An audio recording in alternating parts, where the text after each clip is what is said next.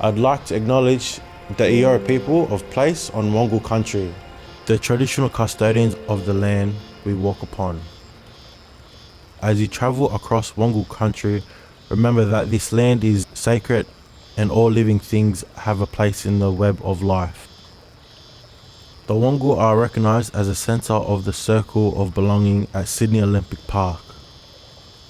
We respect our elders, past and present, and our youth as young leaders who guide us on the journey of healing through belonging. How has hosting the Paralympics and Paralympic sports contributed to access and inclusion at Sydney Olympic Park over the years? We're very proud of the fact that Sydney Olympic Park has for many decades been leading the way in access and inclusion.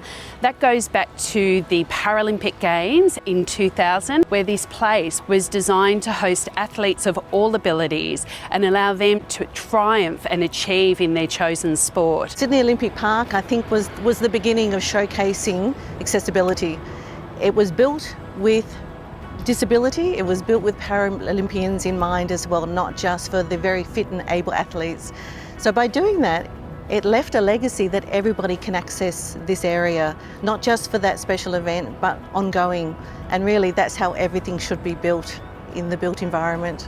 Being a coach here at Sydney Olympic Park, I obviously get to live in the legacy of the Sydney 2000 Games. So I'm very, very spoilt having fantastic facilities here available to me as a coach now and to my athletes.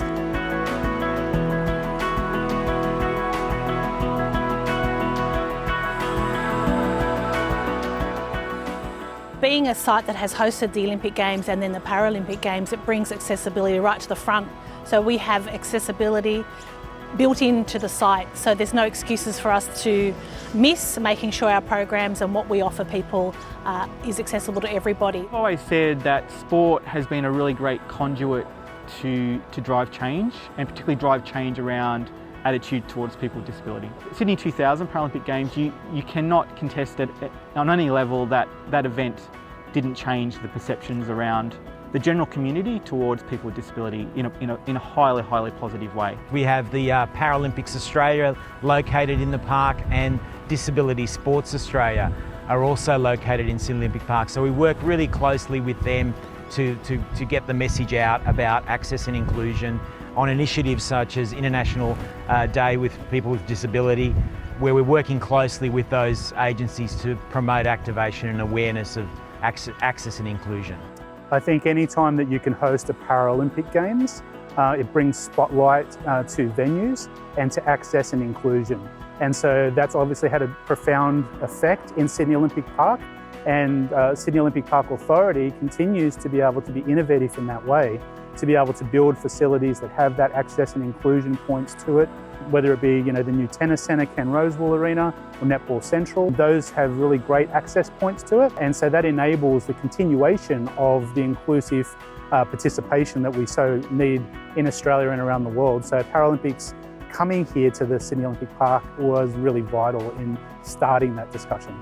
Well, the legacy is what you see around you in terms of the bricks and the mortar and the paving and the furniture, but also we have expert reference panels. So we used to have an access advisory panel, it's now the access and inclusion. That, a bit like our design review panel, has been one of the key things that's lived on and makes a very important contribution to access and inclusion living on and having a key role in the park as it develops as a multifunctional town centre. Mirvac's been involved in the whole of Sydney Olympic Park for quite some time. Our first involvement started with the design and development of Newington, which was the athletes' village for the 2000 Olympics and Paralympic Games.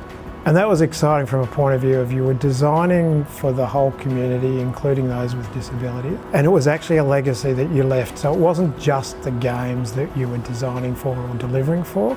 It was actually the community that came after the games. I think we need to keep access and inclusion front of mind. Certainly, we've had that great legacy.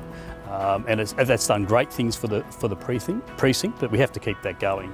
So there's a whole range of things where we need to continue to evolve what we do around access and inclusion. We still have a long way to go. We learnt a lot through the Paralympic Games. We've embedded principles of access and inclusion in everything that we do. But the world around us is changing, and we need to make sure that we keep up with those changes and that we're considering access for people of all abilities in the way that we grow as a place and also as an organisation.